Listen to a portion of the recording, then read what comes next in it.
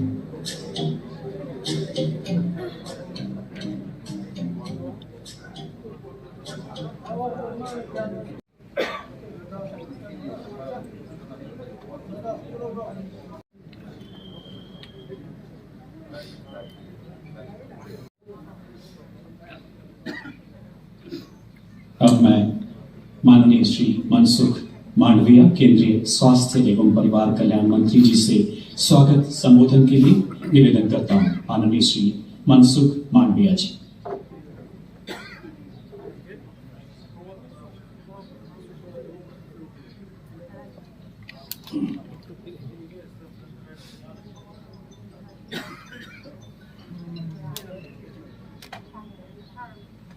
उत्तराखंड के पवित्र धरती पर पधारे हुए हमारे प्रधानमंत्री श्री मोदी जी का मैं हार्दिक स्वागत करता हूं। साथ में उपस्थित कोविन प्लेटफॉर्म का निर्माण करके पूरी दुनिया को राह दिखाई है कि इतने बड़े पैमाने पर वैक्सीनेशन किया कैसे जाता है। पहाड़ हो या रेगिस्तान, जंगल हो या समंदर, 10 लोग हो या 10 लाख, हर क्षेत्र तक आज हम पूरी सुरक्षा के साथ वैक्सीन पहुंचा रहे हैं। इसके लिए देश भर में 1,30,000 से ज्यादा टीकाकरण केंद्र स्थापित किए गए। यहां राज्य सरकार के प्रभावी मैनेजमेंट की वजह से उत्तराखंड भी बहुत जल्द 100% पहली डोज का पड़ाव पूरा करने वाला है। और इसके लिए मुख्यमंत्री जी को, उनकी पूरी टीम को, यहां के हर छोटे मोटे सरकार के साथियों को मैं हृदय से बहुत बहुत बधाई देता हूं। भाइयों बहनों, तराई जैसी समतल भूमि है, वहां शायद इन कामों में सरलता रहती है। मैं इस धरती से बहुत जुड़ा रहा। यहां वैक्सीन पहुंचाना भी कितना कठिन होता है। हिमालय के पहाड़ों के उस पार पहुंच करके लोगों के पास जाना कितना कठिन होता है, ये हम भली भांति जानते हैं। उसके बावजूद भी इतनी बड़ी सिद्धि प्राप्त करना वाकई आप सब अभिनंदन के अधिकारी। भाइयों और बहनों, 21वीं सदी का भारत जनता की अपेक्षाओं, जनता की आवश्यकताओं का पूर्ण समाधान करते हुए ही आगे बढ़ेगा। आज सरकार इस बात का इंतजार नहीं करती कि नागरिक उसके पास अपनी समस्याएं लेकर आएगा। तब कोई कदम उठाएंगे। सरकारी माइंडसेट और सिस्टम से इस भ्रांति को हम बाहर निकाल रहे हैं। अब सरकार नागरिक के पास जाती है। गरीबों को पक्का घर हो, बिजली, पानी, शौचालय और गैस कनेक्शन हो, 80 करोड़ से अधिक लोगों को मुफ्त राशन हो, किसानों के बैंक खाते में सीधे हजारों करोड़ रुपए भेजने हो, पेंशन और बीमा की सुविधा हर भारतीय तक पहुंचाने के प्रयास हो, जनहित के ऐसे हर लाभ इसी वजह से तेजी से सही हकदार तक पहुंचे हैं।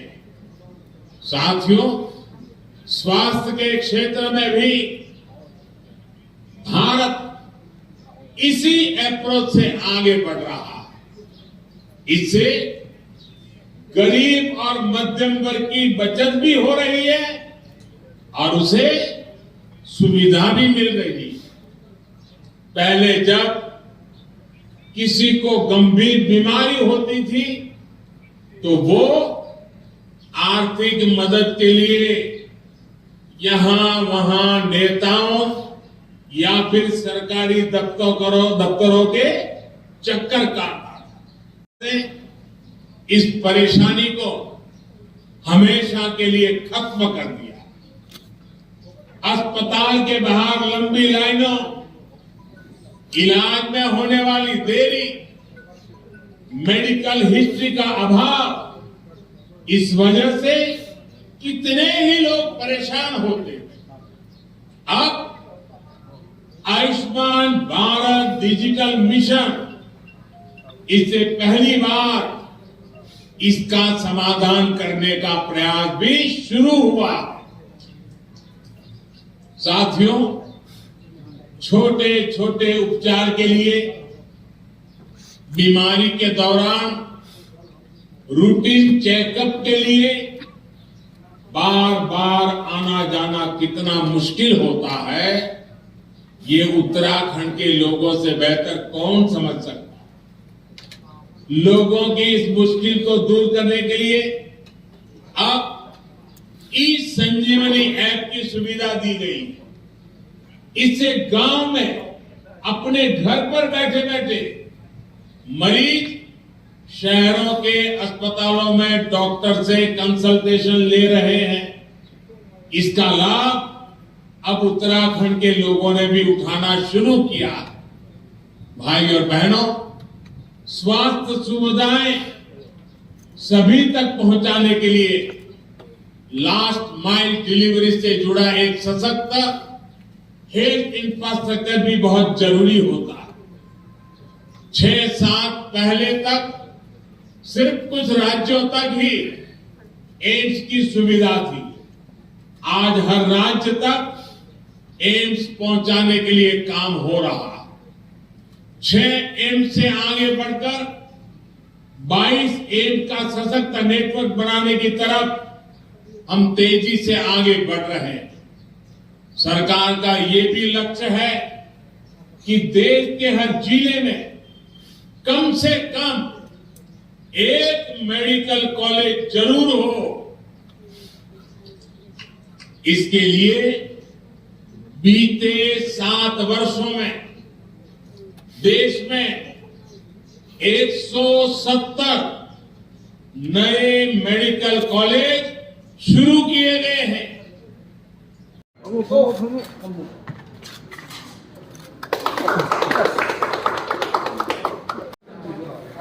总监的地下若一帮的。